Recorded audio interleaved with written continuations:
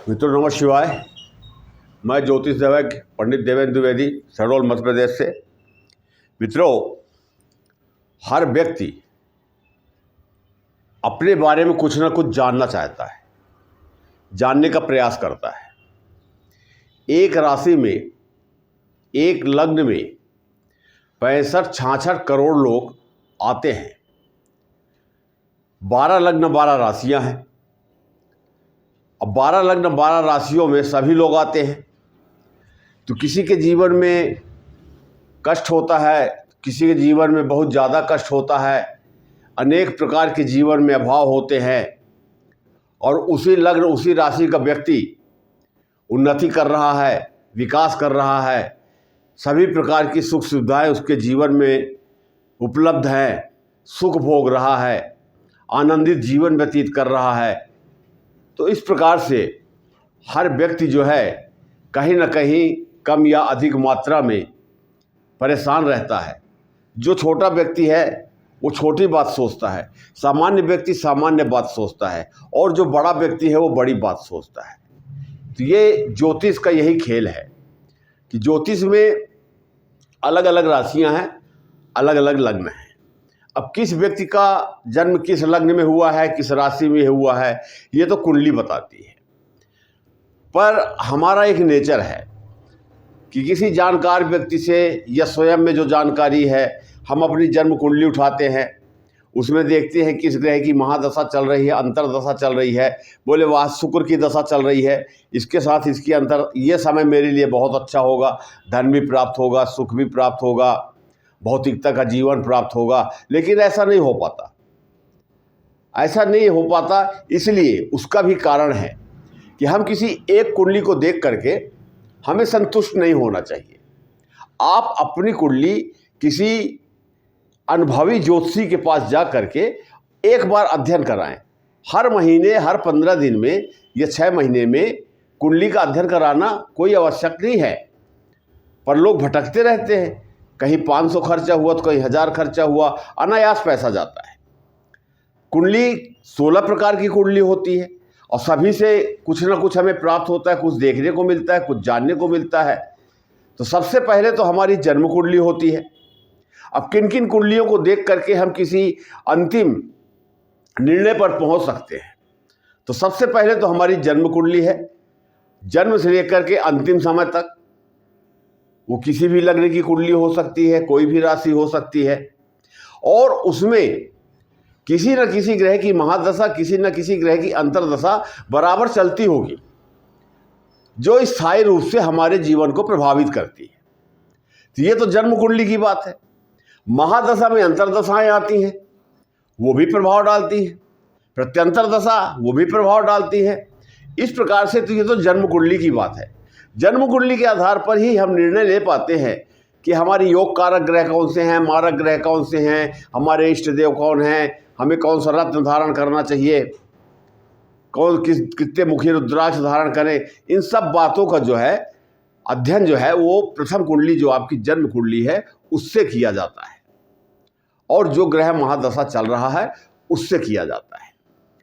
दूसरी कुंडली आती है नवमांश कुंडली, कि कभी कभी जन्म कुंडली में बहुत अच्छे योग दिखते हैं कि गज केसरी योग बन गया, लक्ष्मी योग बन गया, गज लक्ष्मी योग बन गया, रोचक योग बन गया।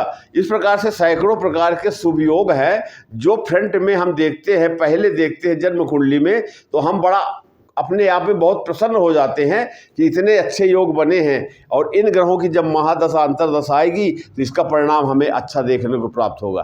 पर वहीं पर जब हम नवमांश कुंडली में जाते हैं तो वही शुभ ग्रह जो अच्छे योग बना रहा था वो पीड़ित हो जाता है, तो उसकी सुविधा समाप्त हो जाती है। ये 2 कुंडली हो गई। तीसरी होती है हमारी गोचर कुंडली, जो चंद्र राशि पर आधारित है। जो हर व्यक्ति की कोई ना कोई एक राशि तो है, जिस राशि में चंद्रमा बैठ जाएगा व्यक्ति की वही राशि बन जाती है। तो चंद्र राशि पर भी ग्रह जो है गोचर करते रहते हैं। पर गोचर कुंडली जो है, इसका जो प्रभाव होता है अस्थायी होता है। अस्थायी का मतलब ये नहीं है कि वो ग्रह फल नहीं देते, फल बराबर देते हैं। अस्थाई का मतलब यह है कि आज वो मकर राशि में है तो कल कुंभ राशि में है, तो फिर मीन राशि में है, फिर मेष राशि में है।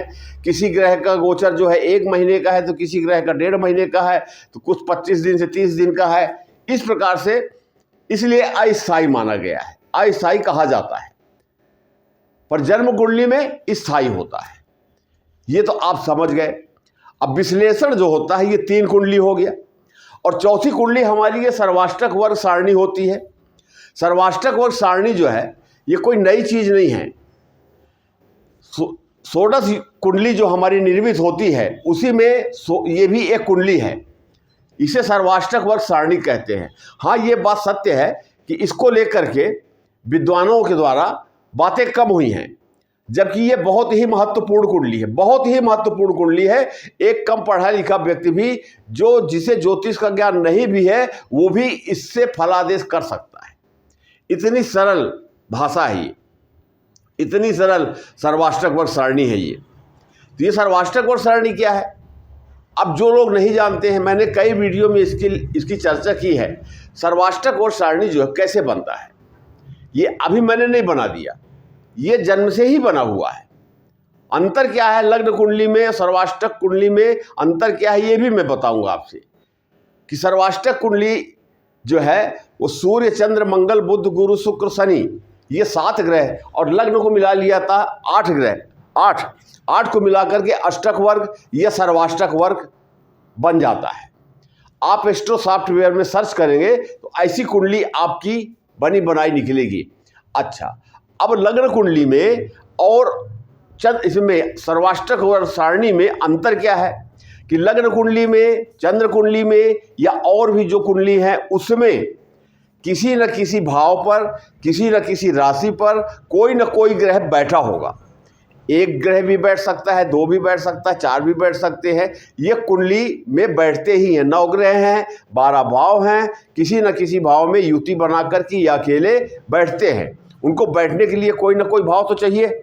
यहाँ देखिए आप, जैसे यहाँ सिंह राशि में केतु बैठा है, यहाँ मकर राशि में सूर्य मंगल बुध शुक्र ये 4 ग्रह बैठे हुए हैं। तो इस प्रकार से ग्रह जो है लग्न कुंडली में और चंद्र कुंडली में बैठते हैं और वो भी अपना फल दिखाते हैं। अब यहाँ पर देखिए ग्रह नहीं बैठे हुए हैं, यहाँ पर ये कुछ बिंदु लिखे हुए हैं। इन्हें साउथ में बिंदु कहते हैं, नॉर्थ इंडिया में इन्हें रेखाएं कहते हैं, अपनी भाषा में लोग इसे पॉइंट भी कह लेते हैं, अंक कह लेते हैं, गिनती कह लेते हैं। हम जिस भी भाषा से समझना चाहें हम समझ सकते हैं। तो ये सर्वाष्टक वर्ग सारणी हो गई। अब इसमें ये ग्रह की जगह ये अंक लिखे हुए हैं, गिनती लिखी हुई है, आप स्पष्ट रूप से देख रहे हैं। तो ग्रह के बल को देखने के लिए हमें क्या करना पड़ता है, जब ग्रह का बल हम देखते हैं कि ये कितनी डिग्री का है, कितने अंश का है, ज्योतिषी यही करते हैं कि जो योग कारक ग्रह हैं उनकी डिग्री यदि कमजोर है, कम है, तो संबंधित ग्रह से रत्न धारण करने का परामर्श देते हैं। तो 0 से 6 डिग्री तक, 0 से लेकर के 6 डिग्री तक कोई भी ग्रह 25% लाभ या हानि होगा, 6 से 12 50%, 12 से 18 100%, 100% वो शुभ या अशुभ फल देगा, 18 से 24 फिर 50% और 24 से 30 25% शुभ या अशुभ फल देगा। और शुरू में अगर किसी ग्रह की डिग्री या अंश कमजोर है, 1 2 3 है या 0 है, लास्ट में भी ऐसे है 2 3 28 29 है या 0 है, तो इसका मतलब ये होता है कि वो ग्रह कमजोर अवस्था में आ गया, मृत अवस्था में आ गया। तो ग्रहों का बल हम कैसे देखते हैं, शायद आपको ये बात समझ में आ गई होगी। अब किसी न किसी ग्रह को बैठने के लिए किसी न किसी घर की जरूरत पड़ेगी, किसी न किसी भाव की जरूरत पड़ेगी। जैसे यहां पर मकर राशि में 4थे भाव में सूर्य मंगल बुध शुक्र ये बैठे हैं, तब योग बन रहा है। इसका विश्लेषण अभी करूंगा मैं। इसी प्रकार से 6ठे भाव में शनि महाराज बैठे हैं मीन राशि में। इसी प्रकार से मिथुन राशि में भाग्येश में गुरु बैठे हैं। कहने का तात्पर्य कि कोई भी व्यक्ति होगा उसको बैठने के लिए, रहने के लिए एक घर तो चाहिए। अब वो घर कैसा भी हो सकता है, कितना भी गरीब आदमी होगा उसको तो छाया चाहिए, घर चाहिए। चाहे वो प्लेटफार्म में सोता हो, चाहे धर्मशाला में सोता हो, या बस स्टैंड में सोता हो, किसी के बरामदे में सोता हो, या 2 कमरे का उसका मकान हो, 4 कमरे का मकान हो, या आलीशान बंगला हो, तो ये सब चीज़ें, ये भाव जो घर हैं इसी टाइप से होते हैं। सबका घर एक जैसे तो नहीं होता कि सबका बंगला बिल्कुल कंप्लीट है, बना हुआ है, लोग गए आराम से वहाँ सोए, ऐसा नहीं है। आज ठंडी के समय में हम देखते हैं कि स्टेशन में लोग, ऊपर सीट पड़ी है, स्टेशन में लोग एक चादर ओढ़ करके सो रहे हैं, रह तो रहे हैं, उनको स्थान तो चाहिए। ठीक इसी प्रकार से ग्रहों को भी कोई ना कोई भाव चाहिए, 12 भावों में कोई ना कोई भाव चाहिए और कोई ना कोई राशि चाहिए जिसमें वो बैठते हैं। शायद ये बात आपको अच्छे से समझ में आ गई होगी। अब ये जो बिंदु लिखे हैं, तो यहां पर आपने देखा कि ग्रह का बल। अब ये जो बिंदु लिखी है, ये भाव के बल को दिखाते हैं। भाव का बल अर्थात उस घर में शक्ति कितनी है, वो 2 कमरे का मकान है कि 4 कमरे का मकान है कि बंगला है, 1 मंजिला है, 4 मंजिला है, वहां की स्थिति कैसी है। तो ये बिंदु हमें दिखाते हैं। ये टोटल हम जोड़ेंगे अगर तो 337 पॉइंट्स बनेंगे, 337 बिंदु बनेंगे। और ये 337 बिंदु, ये 8 जो मैंने बताया 7 ग्रह और लग्न को लेकर के, ये आपस में एक दूसरे को पॉइंट्स देते हैं, बिंदु देते हैं। तो वो सब मिल करके किसी में 28, किसी में 36, किसी में 35, इस प्रकार से अंक बन जाते हैं, बिंदु बन जाते हैं। और ये बिंदु जो बन जाते हैं, इस भाव के बल को प्रदर्शित करते हैं। इस घर में कितनी शक्ति है, कितनी ताकत है। अब कोई सामान्य व्यक्ति भी अच्छे घर में जाकर के बैठ जाएगा तो वो भी अपने आप को भाग्यशाली समझेगा, बड़ा आराम समझेगा, मजे लेगा। बिल्कुल यही स्थिति है सर्वाष्टक वर्ग सारणी की। लेकिन सर्वाष्टक वर्ग सारणी का जब विश्लेषण होता है तो 95-98% बातें जो है एकदम सत्य होती हैं। जो प्रश्न हम जन्म कुंडली से नहीं निकाल पाते, वो प्रश्न हम सर्वाष्टक वर्ग से निकाल लेते हैं। सर्वाष्टक वर्ग शायद आपने समझ लिया होगा। जन्म कुंडली में 6, 8, 12, नवमांश कुंडली में 6, 8, 12, चंद्र कुंडली में 6, 8, 12, सभी लगभग कुंडली में 6, 8, 12 अशुभ भाव होते हैं। ये पीड़ा देने वाले घर होते हैं। यहाँ जो राशि होती है वो मारक राशि होती है। सर्वाष्टक वर्ग सारणी में भी होते हैं। अब ये अंक कैसे होते हैं कि 24 से लेकर के 1 तक, या 1 से लेकर 24 तक। तो 24 से नीचे जितना नीचे हम जाएंगे, 22, 20, 18, 17, तो उस भाव से संबंधित हमें अशुभ फल प्राप्त होंगे। जैसे मान लीजिए यहाँ पर 35 लिखा हुआ, यहाँ पर 36 लिखा हुआ है, इसको ले लेते हैं। ये चौथा भाव जो होता है हमारा जमीन का होता है, मकान का होता है। अब यहाँ पर यदि 20 बिंदु होता तो ऐसे जातक के जीवन में मकान उपलब्ध नहीं होता, वाहन उपलब्ध नहीं होता, गरीबी के हिसाब से उसका जीवन यापन होता। 24 से 28 बिंदु अगर आ गया, यही बात हर भाव में लागू होती है। हर भाव की बात नहीं करूंगा, हर भाव में लागू होती है। 24 से 28 बिंदु के आ जाने का मतलब उसका जीवन सामान्य है। मकान न छोटा होगा न बड़ा होगा, जीवन स्तर सामान्य होगा, सामाजिक प्रतिष्ठा, आर्थिक संपन्नता सब कुछ सामान्य होगा। और 28 से अगर ऊपर निकल जाता है तो फिर कहने क्या है। 28 से ऊपर जितना जाएगा जीवन में उतनी उन्नति होती है, उतना ही जीवन सुखमय मंगलमय होता है, उतनी ही ग्रोथ करता है आदमी समय समय पर। कि जब किसी ग्रह का गोचर होता है या महादशा अंतर्दशा में आते हैं तो हम इसका निर्णय लेते हैं। अब कैसे देखते हैं, अब ये देख लेते हैं कि यहाँ पर जैसे मंगल का यहाँ मकर राशि में गोचर 15 जनवरी से हो रहा है। तो हम यहाँ पर देखेंगे कि मंगल मकर राशि में कितने बिंदु पा रहे हैं, तो यहाँ 36 बिंदु पा रहे हैं। अब ये हर व्यक्ति की कुंडली बदल जाती है, इस बात का ध्यान रखिएगा। ये अंक फिक्स नहीं है। यहाँ जो आपकी जन्म कुंडली के साथ साथ ये अष्टक वर्ग सारणी का प्रिंट जो निकलेगा, कुंडली जो निकलेगी, उसमें प्रिंट पहले से लिखे हुए होंगे। यहाँ कुछ भी लिखा हो सकता है, यहाँ कुछ भी लिखा हो सकता है। ये मैंने एक उदाहरण के लिए आपके सामने रखा है, आपसे बातें करने के लिए। तो ये आप समझ गए होंगे कि सर्वाष्टक वर्ग क्या है, इससे कैसे विश्लेषण किया जाता है? इससे बहुत से विश्लेषण किए जाते हैं, सभी कुछ विश्लेषण किए जाते हैं। जैसे स्वास्थ्य का देख लेते हैं, धन का, कुटुंब का, परिवार का, मेहनत का, सुख सुविधाओं का, मकान, जमीन, वाहन, विद्या, बुद्धि, संतान। जो फल हम इसमें देखते हैं इन भावों में, ठीक वही फल हम इसमें भी देखते हैं, और बिंदु के अनुसार विश्लेषण हो जाता है कि ये हमको कितना फल देगा। अब जैसे यहाँ 35 बिंदु है, ये राजनीति का भाव है, व्यापार का भाव है, उद्योगपतियों का भाव है, उच्च कोटि के जो पद हैं, उच्च पदाधिकारी जो हैं, उनका भाव है। तो यहाँ पर बिंदु जैसे 35 मिला हुआ है, तो ये भाव का बल दिखा रहा है कि मैं अपने आप में सक्षम हूँ और कितना अधिक से अधिक मैं दे सकता हूँ। यस नहीं दूंगा, सामान्य अवस्था रहेगी, या बिल्कुल कम दूंगा, नहीं दूंगा। तीनों बातें होती हैं। आइए, शायद आप सर्वाष्टक वर्ग समझ गए होंगे। अब हम चलते हैं विषय पर। चंद्र राशि पर आधारित है तुला राशि।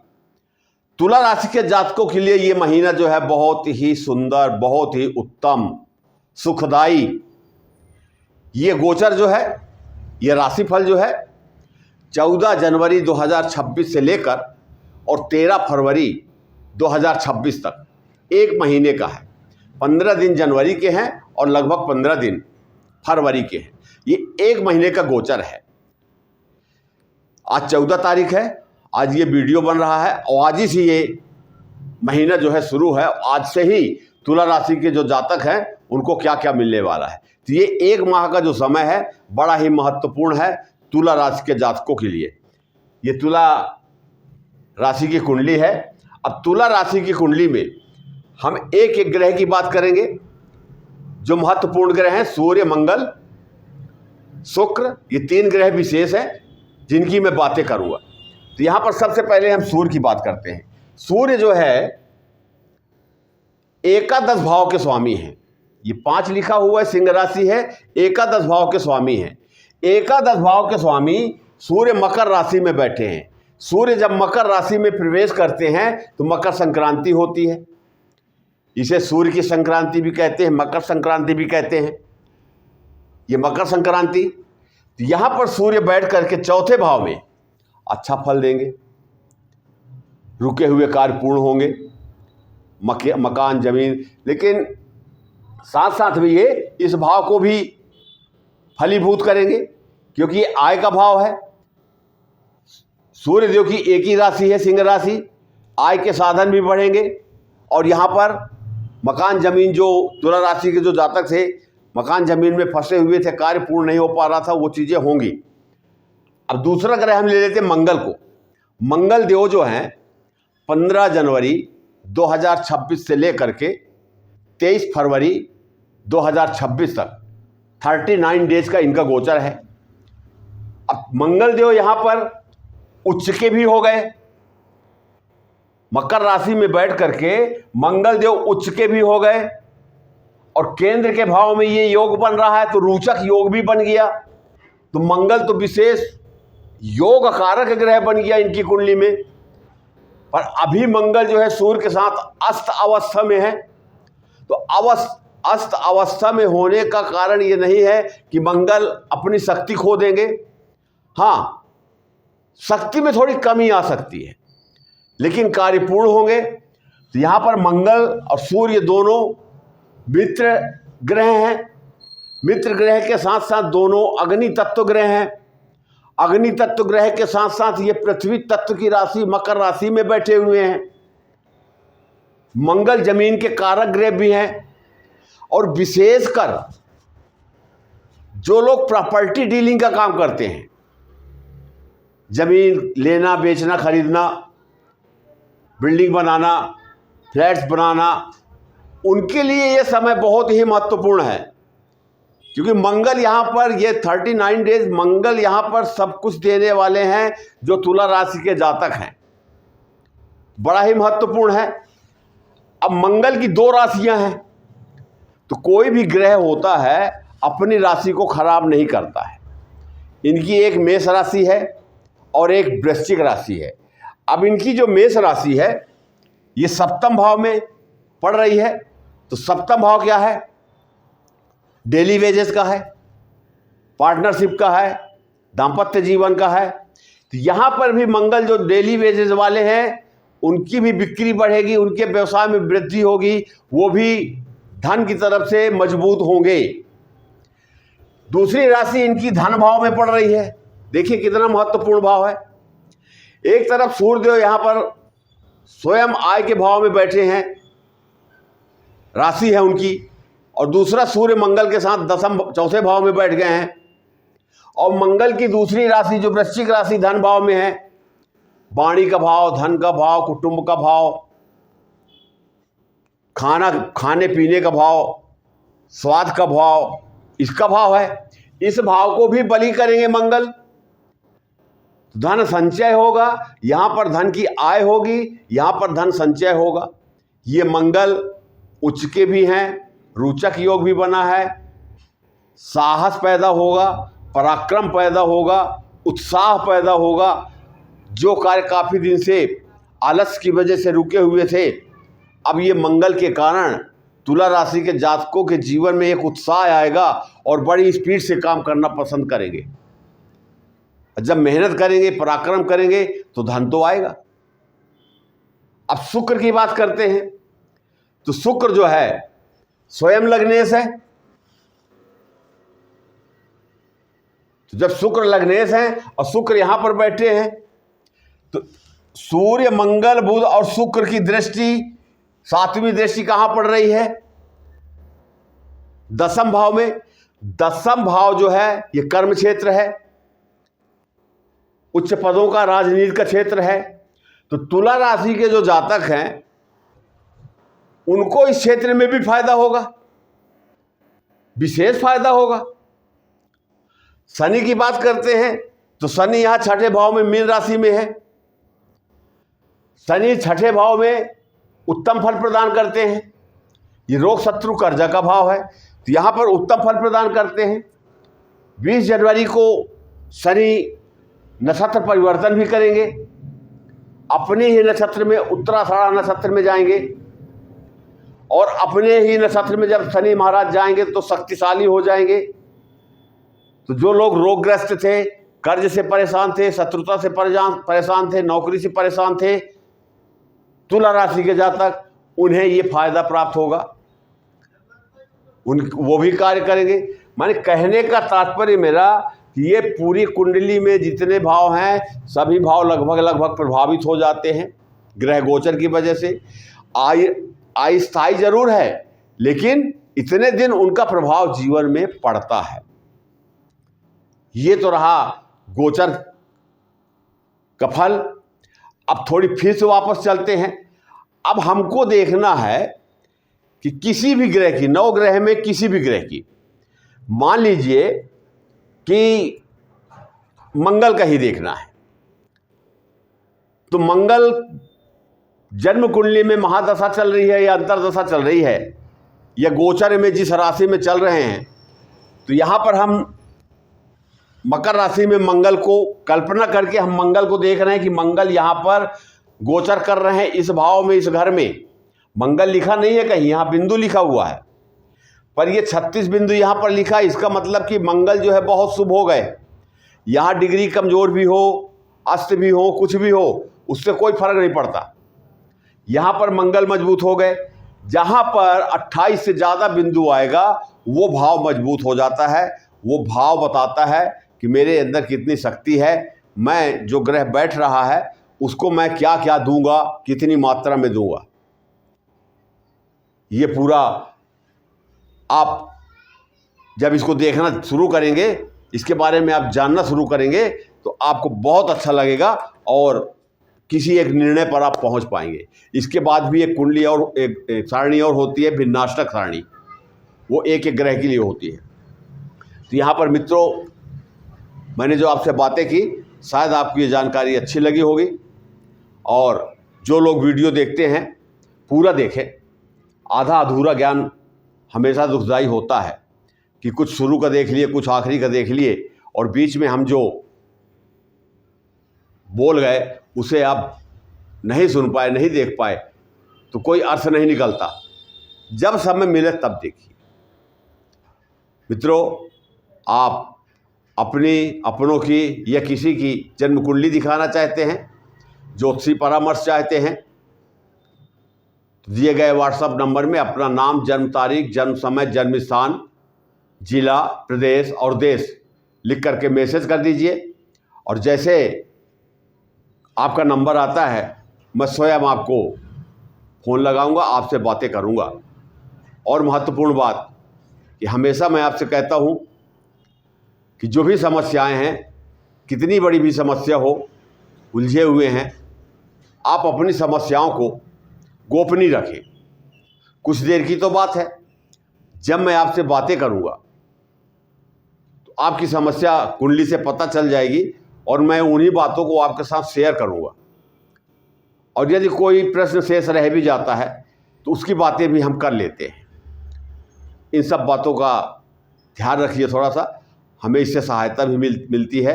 अंत में आप वीडियो को लाइक कर दीजिए, कर लें तो बड़ी कृपा होगी आपकी, शेयर कर देंगे तो और कृपा होगी। सब्सक्राइब करके, शेयर करके, लाइक करके, घंटी के बटन दबा दीजिए, ऑल को सेलेक्ट कर दीजिए। डेली एक दो वीडियो डेली मैं देता हूं आप सबकी जानकारी के लिए। मित्रों, इन्हीं शब्दों के साथ मैं अपनी वाणी को विराम देता हूं। नमः शिवाय।